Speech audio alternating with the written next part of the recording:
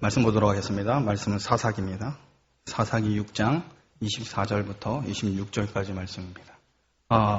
지금 기도원에 대해서 계속 같이 말씀을 나누고 있는데 생각보다 기도원이 쉽지 않은 본문이긴 합니다. 왜냐하면 한 사람의 불신자가 하나님에 대해서 어떻게 변해가는지 나중에 만약 기간이 되면 좀 더 살펴보겠지만 이 기도원이 이제 정점에서 어떻게 내리막길로 나가야 특별히 이 기도원 같은 경우는 예배 문제가 굉장히 중요한 이슈로 자리 잡은 성경 인물 중에 한 사람입니다. 예배 회복을 맞이했지만 결국 마지막엔 또 예배로 인해서 하나님과 경쟁하다가 떨어져 나간 사람이 또 기도원이기 때문에 그렇습니다. 이 부분은 앞으로 여러분들과 좀 살펴봤으면 합니다. 자, 기도원은 자기와 말씀하신 분이 하나님이심을 알게 됩니다. 기도원은 두려운 마음으로 자기가 여호와를 보았기 때문에 죽을 것이라고 생각을 하였습니다. 이게 우리가 저번에 우리가 함께 나눴던 말씀들입니다. 자, 그러자 여호와께서 기도원에게 뭐라고 얘기해요? 기도원을 안심시키면서 샬롬이라고 말씀해 주셨습니다. 하나님은 기도원을 심판하시기 위해서가 아니라 기도원과 샬롬, 곧 평화로운 교제하시기 위해서 오신 겁니다. 그렇게 기도원을 찾아갔고 기도원은 이 하나님의 말씀, 특별히 이 여호와의 말씀을 듣고 마음의 안심을 가지게 됩니다.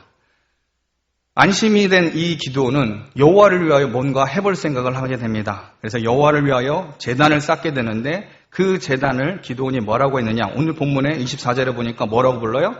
여호와 샬롬이라고 불렀습니다. 하나님께서 내가 하나님을 만났기 때문에 이 죄 많은 내가 이제 죽겠구나 생각을 했는데 하나님께서 샬롬 하면서 기도원에게 찾아가 주자 기도원은 안심을 해서 여호와 샬롬이라는 제단을 쌓은 겁니다. 기도원은 자기에게 평화를 내려주신 그 하나님을 목격하고 만나게 됐습니다. 자기만을 위하여 살아왔던 기도원이 샬롬을 말해주시는 하나님을 위해서 제단을 쌓은 겁니다. 이것은 기도원에게 있어서 굉장히 중요한 전환점입니다. 하나님에 대해서 전혀 관심도 없었고 하나님께서 나와 동행하는 삶에 대해서 전혀 무관심할 뿐만 아니라 믿지도 않았던 이 기도원이 하나님을 만나고 하나님의 표적을 보면서 놀랍게 변화가 된 겁니다. 그래서 이 기도원이 하나님을 위해서 제단을 쌓은 겁니다. 그리고 여호와 샬롬, 나에게 평화를 주시는 그 하나님을 기쁜 마음으로 제단을 쌓아서 나아갔습니다. 자, 하나님을 만나기 전까지 이 기도원은 자기와 가족밖에 모르는 사람이었습니다. 하나님을 만나기 전까지만 해도 기도원은 이스라엘과 함께 하셨던 임마누엘 하나님을 부종했던 불신자입니다. 그 기도원이 이제 하나님을 만나고 변화가 된 겁니다. 자, 근데 본문의 정황을 보면 하나님께서 기도원이 세운 여호와의 샬롬 제단에 대해서 다른 생각을 가지고 있어 보인 것 같은 인상을 받게 됩니다. 왜냐하면 하나님께서 기도원에게 주신 첫 번째 미션이 뭐예요? 여호와의 제단을 쌓아놓은 겁니다. 여러분, 기도원이 하나님을 위해서 여호와 샬롬 제단을 쌓았습니다. 기도원의 입장에서는 정말 진심으로 하나님의 그 평화를 사모하는 마음으로 제단을 쌓았습니다. 근데 이 제단 말고 지금 하나님께서 뭘 요구해요? 여호와를 위한 다른 제단을 기도원에게 명령하세요. 여러분, 진심이고 감동적인 스토리가 있는 그 여호와의 샬롬 제단을 기도원의 입장에서는 정말 내 마음에 담겨있는 제단을 왜 하나님은 거부하실까요? 저는 이 부분에 대해서 얘기를 하고자 합니다.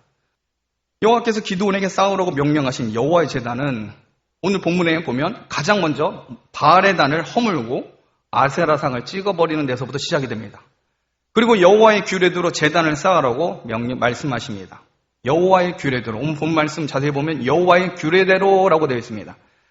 자, 여호와의 규례대로란 말은 하나님께서 모세의 율법대로 곧 말씀에 정해진 대로 제단을 쌓으라는 겁니다. 자, 하나님께서 여호와 샬롬 제단을 기도원에게 쌓으라고 명령했어요? 안 했어요? 그런 명령은 없습니다. 기도원이 하나님의 그 샬롬하는 그 음성에 너무 감동스러워서 자기가 임의로 자기의 그 선한 마음을 하나님 앞에 드리고 싶어서 제단을 쌓았을 뿐입니다. 여러분, 우리가 인간적으로 봤을 땐 이게 정말 좋은 예배고 좋은 어찌 보면 굉장히 좋은 제단인 것 같은데 하나님은 그 기도원에게 상처받는 얘기를 해요. 하나님 말씀대로라고 얘기합니다. 난 진심으로 하나님을 사랑해서 해주는데 왜 하나님 내 사랑을 안 받아줘요? 안 받으십니다. 왜요? 여호와 샬롬 제단의 주도권은 누가 세운 거예요? 기도원이 세운 겁니다. 여러분, 이 차이를 잘 아셔야 됩니다. 내 느낌과 생각과 내 감동이 맞다고 해도 그게 옳은 것은 아닙니다. 하나님은 그러한 나의 선한 마음에 대해서 이렇게 권면하실 수 있습니다. 여호와의 규례대로. 하나님께서는 여호와의 규례대로 여호와의 제단을 다시 쌓으라고 명령하시는 겁니다. 그러면서 하나님은 그 제단에 아세라상을 찍은 나무를 땔감으로 하고 둘째 숫소를 제물 삼아서 번제를 드리라고 명령을 하십니다. 자, 일단 여러분이 구약을 읽으실 때 기초적으로 하나님의 제단에 대해서 아셔야 될 기본적인 내용이 있습니다. 자, 여호와의 샬롬 제단이 우리가 볼 땐 굉장히 감동적이고 하나님의 평안을 상징하는 굉장히 중요한 제단 같아 보이는데, 여러분 율법적으로 봤을 땐 이 제단은 한계가 있습니다. 이제 그 얘기를 하려고 그래요. 우리가 성경을 읽다 보면 제단 쌓고 예배 드리는 거는 좋은 거예요, 나쁜 거예요? 좋은 거라고 생각을 합니다. 여호와의 제단을 쌓고 예배 드리는 건 좋은 건데, 그러나 여러분 말씀에서는 어떻게 얘기를 하고 있는지 그거를 우리가 잘 상고를 안 합니다. 율법에서는 뭐라고 얘기하는지 부분 없이 예배는 좋은 거야 라고 생각을 할 때가 많이 있어요. 오늘 그 부분을 좀 다루려고 합니다. 자, 일단 구약을 읽어볼 때 기초적으로 하나님의 제단에 대해서 아셔야 될 기본적인 내용이 있는데, 구약 시대 때 하나님을 예배하기 위해서 제단을 쌓기 시작한 것은 이미 가인과 아벨 때부터 시작됩니다. 가인과 아벨 때 하나님 앞에 제단을 쌓고 제사를 드린 부분이 있었습니다. 그리고 창세기에 나오는 아브라함과 이삭과 그리고 야곱과 같은 족장들도 하나님께 예배하기 위해서 제단을 쌓고 자신의 신앙을 고백하고 하나님과 교제하였습니다. 아브라함은 헤브론에서 제단을 쌓았고 야곱은 베델에서 제단을 쌓기도 했습니다. 과거에는 족장들이 원하는 곳에, 자, 중요한 것이 이겁니다. 족장들이 원하는 곳에 제단을 쌓고 제사를 드리고 하나님께 예배를 하였습니다. 그런데 모세가 율법을 받고 난 후에 제단에 대해서 엄격한 규례가 생기게 됩니다. 여러분 이 차이를 아셔야 돼요. 자, 그 중에 하나가 장소에 대한 제한입니다. 장소요. 아무 데서나 제단을 쌓으라고 성경은 얘기하지 않습니다. 그게 분명한 사실이에요. 시내산에서 이스라엘이 율법을 받았는데 그 내용을 보면 하나님께서 제사를 드리기 위한 제단은 어디에서 꼭 이루어져야 되느냐? 성막, 곧 회막 앞에서만 이루어져야 했습니다. 자, 장소가 중요한 거예요. 아무 데서나 예배 드리는 게 아닙니다. 율법 하나님께서 말씀대로 하면 하나님께서 지정하신 곳, 곧 성막과 회막 앞에서만 제사를 드려야 되는 겁니다. 특별히 제사를 드려야 할 가축을 도살할 때는 회막 앞에서만 가능하도록 되어 있습니다. 레위기 17장 5절부터 9절까지 PPT 한 번만 띄워주시기 바랍니다. 자, 17장 5절부터 9절까지 보면 이렇게 되어 있습니다. 그런즉 이스라엘 자손이 들에서 잡던 그들의 제물을 회막 문 여호와께로 끌고 와서 제사장이 주어 화목제로 여호와께 드려야 할 것이요, 제사장은 그 피를 회막 문 여호와의 제단에 뿌리고 그 기름을 불살라 여호와께 향기로운 냄새가 되게 할 것이라. 그들은 전에 음란하게 섬기던 순념소에게 다시 제사하지 말 것이니라. 이는 그들이 대대에 지킬 영원한 규례니라. 너는 또 그들에게 이르라. 이스라엘 집 사람이나 혹은 그들 중에 거류하는 거류민이 번제나 제물을 드리되 회막 문에서 가져다가 여호와께 드리지 아니하면 어떻게 한대요? 그는 백성 중에서 끊어지리라라고 되어 있어요. 여러분 장소가 중요한 겁니다. 레위기 17장은 일반 백성들이 제사와 관련돼서 범할 수 있는 잘못에 대해서 다루고 있습니다. 한마디로 아무 데서나 제단을 쌓고 도축을 하고 여호와께 번제를 드리는 것을 금지한다는 겁니다. 더 구체적으로는 신명기 12장 13절과 14절에 되어 있습니다. 한 번 더 보여주십시오. PPT 보면 신명기 12장 13절 14절에 이렇게 되어 있습니다. 너는 삼가서 내게 보이는 아무 곳에서나 번제를 드리지 말고 오직 너희의 한 지파 중에 여호와께서 택하실 그곳에서 번제를 드리고 또 내가 내게 명령한 모든 것을 거기서 행할지니라. 즉 하나님께서 택하실 그곳에서만 번제를 드려야 합니다. 자, 신명기 12장 14절에 번제와 화목제를 드리는 곳은 하나님께서 택하신 그곳에서만 드리도록 명시해 두고 있다라는 겁니다. 일반적으로 하나님께서 택하신 곳이라고 하면 성막이 머물러 있던 곳입니다. 하나님의 성막이 있는 곳, 거기서만 제단을 드려야 합니다. 실제로 여러분 이 제단 쌓는 게 얼마나 중요한 일이었는지 여호와의 제단을 성막이 아닌 다른 곳에 세워가지고 지파끼리 한번 붙어볼 뻔한 그런 위험천만한 사건이 일어나기도 했습니다. 그게 어디냐? 여호수아 22장입니다. 여호수아 22장 10절과 여호수아 22장 21절부터 27절의 내용을 보면 제가 한번 읽어보겠습니다. 자, 여호수아 22장 10절부터 제가 쭉 읽겠습니다. 르우벤 자손과 므낫세 반지파가 가나안 땅 요단 언덕가에 이르자 거기서 요단가에 제단을 쌓았는데 거기에 큰 제단이었더라. 제단을 쌓았죠? 누가요? 르우벤 자손과 므낫세 반지파와 갓 자손이 이렇게 큰 제단을 쌓았습니다. 자, 무슨 일이 일어났냐면 22장 21절부터 27절에 보면 르우벤 자손과 갓 자손과 므낫세 반지파가 이스라엘의 천천의 수령들에게 대답하여 이르되 전능하신 자 하나님 여호와 전능하신 자 하나님 여호와께서 아시나니 이스라엘도 장차 알리라. 이 일이 만일 여호와를 거역함이거나 범죄함이거든 주께서는 오늘 우리를 구원하지 마시옵소서. 우리가 제단을 쌓은 것은 돌이켜 여호와를 따르지 아니하려 함이거나 또는 그 위에 번제나 소제를 드리려 함이거나 또는 화목제를 드리려 함이거든 여호와는 친히 벌하시옵소서. 우리가 목적이 있어서 주의하고 이같이 하였노라. 곧 생각하기를 후일에 너희의 자손이 우리 자손에게 말하여 이르기를 너희가 이스라엘 하나님 여호와와 무슨 상관이 있느냐. 너희 르우벤 자손 갓 자손아 여호와께서 우리와 너희 사이에 요단으로 경계를 삼으셨나니 너희는 여호와께 받을 분깃이 없느니라 하여 너희의 자손이 우리 자손에게 여호와 경외하기를 그치게 할까 하여 우리가 말하기를 우리가 이제 한 제단 쌓기를 준비하자 하였노니 이는 번제를 위함도 아니요 다른 제사를 위함도 아니라 우리가 여호와 앞에서 우리의 번제와 우리의 다른 제사와 우리의 화목제로 섬기는 것을 우리와 너희 사이에 우리의 후대 사이에 증거가 되게 할 뿐이로서 너희 자손들이 후일에 우리 자손들에게 이르기를 너희는 여호와께 받을 분깃이 없다 하지 못하게 하려 함이라. 자, 무슨 얘기냐면 좀 지도를 보시면 이해가 쉬울 것 같은데 한 번 더 보여주십시오. 예, 지도를 보면 자, 여호수아 시대 때 가나안 정복 전쟁이 일어났습니다. 12지파가 가나안 땅을 다 정복을 했어요. 자, 요단강을 중심으로 해서 므낫셋, 에브라임, 단지파 이쪽 있는 부분, 이쪽 부분에 그 부분까지 다 점령을 했습니다. 이제는 다 점령을 하고 이제 므낫셋하고 갓하고 르우벤 이렇게 서편에 있죠. 그 서편에 있는 이 세 지파가 요단강을 건널라 그러는데 무슨 일이 있냐면 자, 이 세 지파가 요단강 근처에다가 큰 제단을 하나 쌓습니다.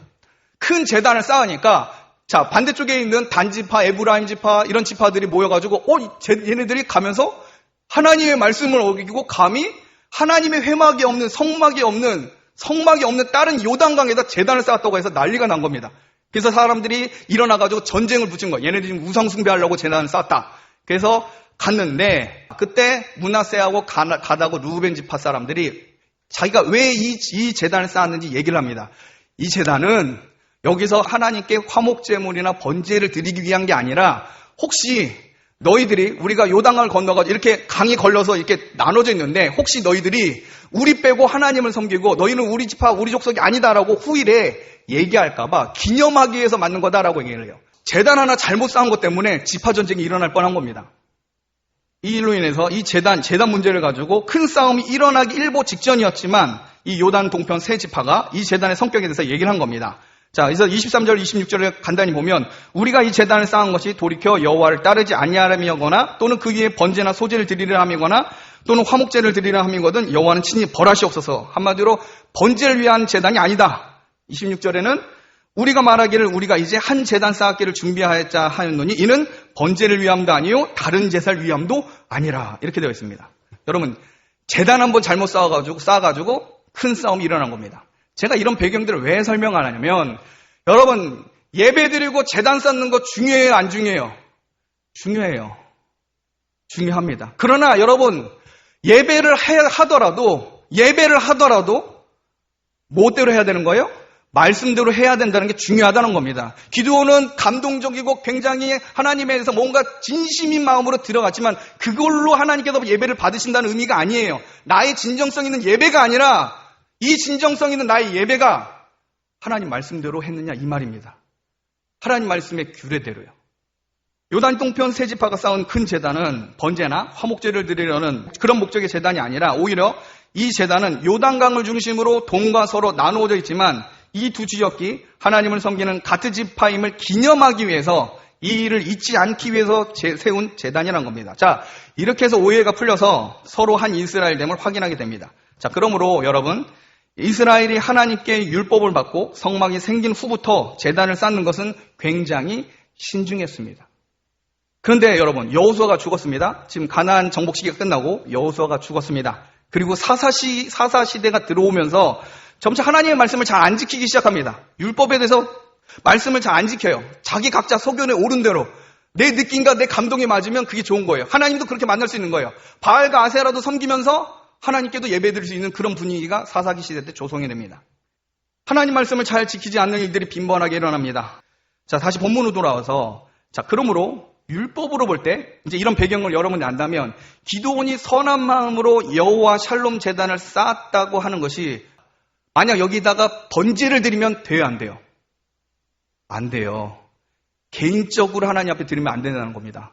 어디서 예배를 드려야 돼요? 하나님께서 지정하신 곳이요. 하나님이 지정하신 곳이 어디예요? 그 당시에 자, 그 당시에 하나님의 성막이 있는 곳 계시겠죠? 하나님의 성막이 있었던 곳이 어디예요? 한번 따라해 보겠습니다. 실로. 여러분, 실로라고 하는 도시에 하나님의 성막이 있어요. 하나님께 번제로 하나님께 예배드리기 위해서는 그곳에 가야 되는 게 맞는 겁니다. 그러므로 이 여호와 샬롬 제단은 개인적으로 기념할 수 있는 제단이지만 여기에 하나님께 예배를 드릴 수는 없는 곳입니다. 자, 그렇다면 하나님께서 제단을 만들려고 하신 그 제단은 뭐예요? 실로에서 해야 되잖아요. 아까도 얘기했지만 율법의 정신은 뭐예요? 하나님께서 지정하신 곳이어야 됩니다. 지금 여호와께서 하나님께서 기드온이 드리는 개인 제사를 안 받는 거예요. 이거는 하나님의 주도권이 아니에요. 이거는 기드온이 주도권을 잡은 예배예요. 자, 하나님께서 지정하신 여호와의 제단은 하나님께서 내가 지정한 곳에 하나님께서 원하시는 방법대로 드려지는 제단이기 때문에 이 제단은 합당한 거예요. 여러분, 이 차이를 여러분이 아셔야 됩니다. 기드온은 이 부분에 있어서 초창기에 성공했기 때문에 하나님의 제단에 온전하게 예배자가 된 겁니다. 자, 그러므로 여호와 샬롬 제단은 기드온이 평화를 주신 하나님께 감사하는 마음으로 세워진 것을 기념하는 제단으로서 역할만 해야 되는 거예요. 왜냐하면 기드온이 만든 여호와의 샬롬 제단은 하나님께서 택한 곳에 세워진 곳이 아니기 때문입니다. 이제 하나님은 자기가 지정하신 곳에 여호와의 제단을 쌓으라고 말씀하십니다. 사람이 정하여 만든 곳이 아니라 하나님께서 정하시고 하나님의 말씀대로 지어진 그 제단을 기드온에게 명령하신 겁니다. 여러분, 예배의 주도권은 사람에 있는 게 아닙니다. 만약 예배가 단순히 사람을 감동하게 만들고 재미있고 무언가 거룩하게 하는 느낌 같은 느낌을 만드는 것으로 수준으로 여러분들이 이해하고 있다면 이것은 이런 예배는 하나님 앞에 거부될 것이고 하나님이 이 사람을 성도라고 말하지도 않을 겁니다. 왜냐하면 예배가 사람을 위한 것이라면 그것은 우상숭배와 다를 바 없기 때문에 그렇습니다. 우상숭배는 사람이 제안하고 제작하고 만들고 각종 좋은 의미를 부여해서 조성된 게 우상숭배입니다. 그러나 하나님께 여호와께 드려지는 예배는 위로부터 하나님의 말씀과 계시로부터 오는 겁니다. 하나님께서 지정하시고 하나님께서 원하시는 방식대로 드려지는 예배를 하나님 받으십니다. 그 사람이 어떤 느낌을 가지고 있냐 그건 상관이 없어요. 1차적으로 중요한 건 하나님 말씀대로 해야 됩니다.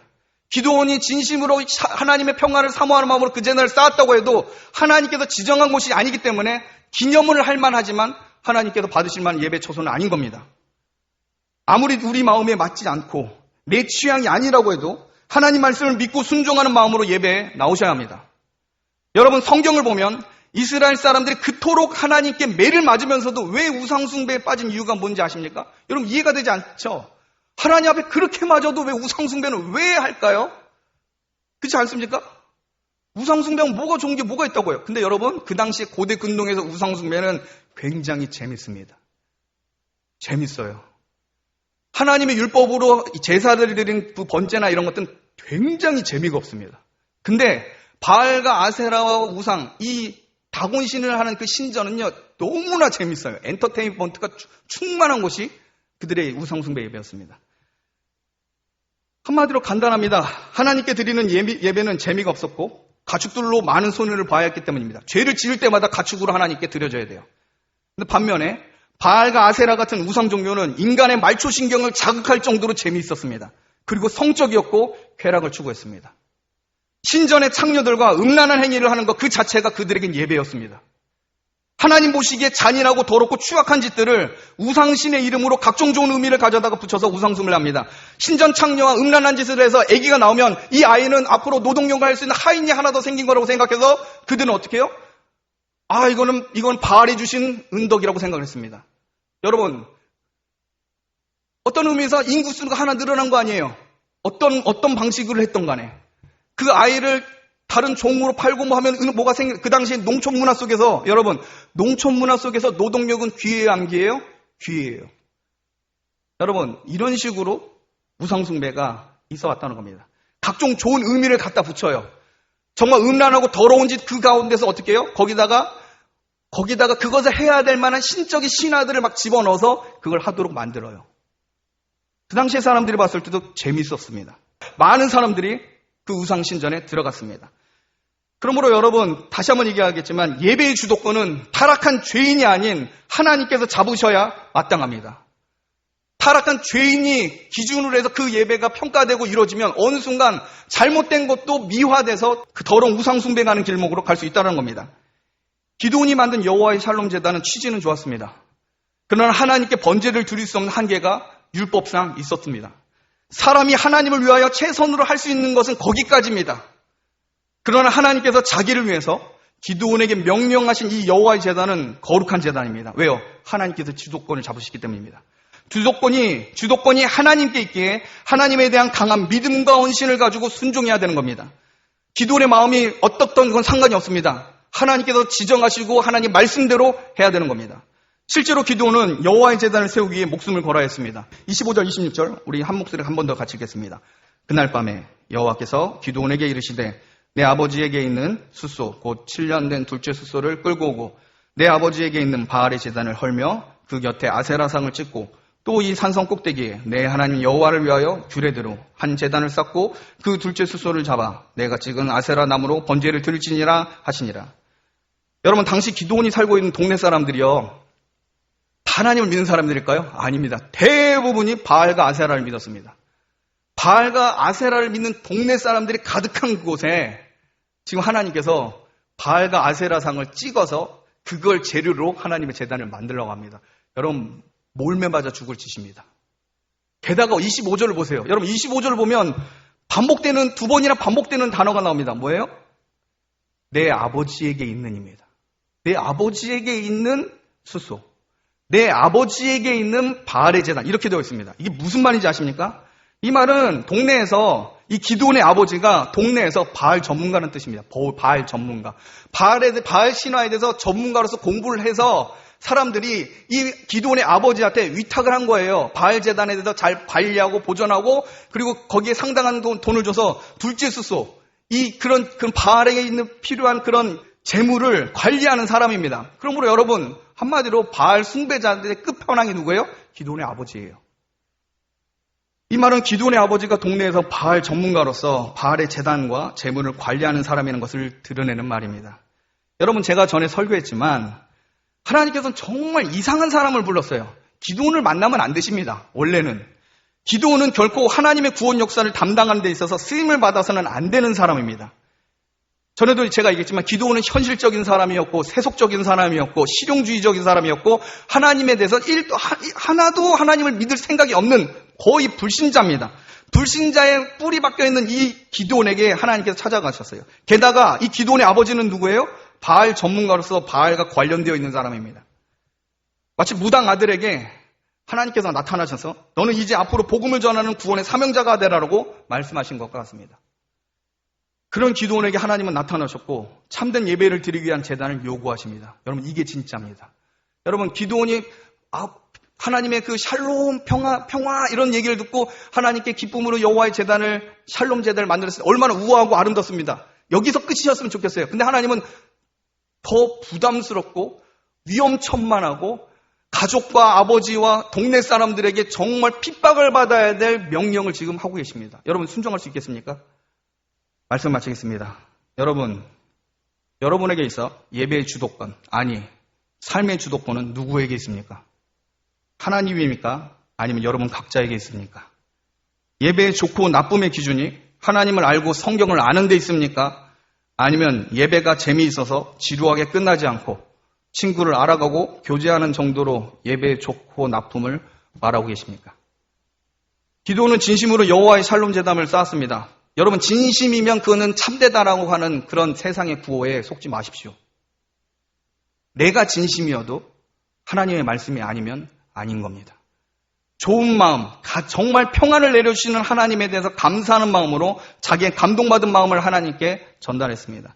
그러나 여러분, 인간이 정하고 만든 것 위에 하나님은 올라가시지 않습니다. 하나님은 인간이 만든 무대에 게스트로 서시는 것을 거부합니다. 여러분, 하나님이 주인이셔야 돼요. 하나님을 게스트로 내 삶의 무대, 내 진심 어린 아름다운 곳에 초청하는 짓을 하지 마십시오. 그분은 압도하신 권위와 능력으로 여러분을 사로잡을 겁니다. 그게 예배의 시작입니다. 하나님은 주도하시고 명령하시고 말씀하십니다. 그것을 인정하느냐 인정하지 않느냐 싸움이 오늘날 예배 현장에 분명히 있습니다. 그리고 이에 순종함에 따르는 이 기도는 하나님을 위한 제단을 목숨을 걸고 그 일을 행합니다. 그러므로 여러분, 성경 말씀에 대해서 무지하고 하나님에 대해서 깊이 알지 못해도 예배는 예배로서 드려질 수 있다는 말에 속지 마십시오. 마음이 온전하고 정성을 다하면 그 예배는 온전하다. 아니요, 성경 그렇게 얘기하지 않습니다. 기도는 진심이었으나 하나님을 알지 못해서 여호와의 샬롬 제단을 쌓은 겁니다. 하나님께서 받으실 만한 예배는 인간의 기호와 판단에서 오는 게 아니라 하나님을 아는 지혜와 지식 그리고 순종에서부터 시작됩니다. 기도원이 하나님의 명령을 들었을 때 아마 섬뜩했을 겁니다. 동네 사람부터 아버지의 호통소리와 핍박이 눈앞에 아른거렸을 겁니다. 자기 감정, 자기 느낌을 중심으로 생각했다면 여호와의 제단은 기도원의 샬롬 제단보단 덜 감동적일 겁니다. 오히려 여호와의 제단은 결코 평화롭지가 않습니다. 기도원을 트러블 메이커로 만드는 게 바로 여호와의 제단입니다. 여러분, 하나님과의 참된 평화를 맺기 위해서는 세상과 트러블이 있을 수밖에 없습니다. 만약 세상과도 평화고 하나님과도 평화를 맺겠다고 얘기한다면 여러분 그 평화는 거짓 평화입니다. 참된 예배는 하나님께도 받으실 만한 예배는 개인의 기호를 뛰어넘는 하나님의 권위와 능력이 위로부터 오게 됩니다.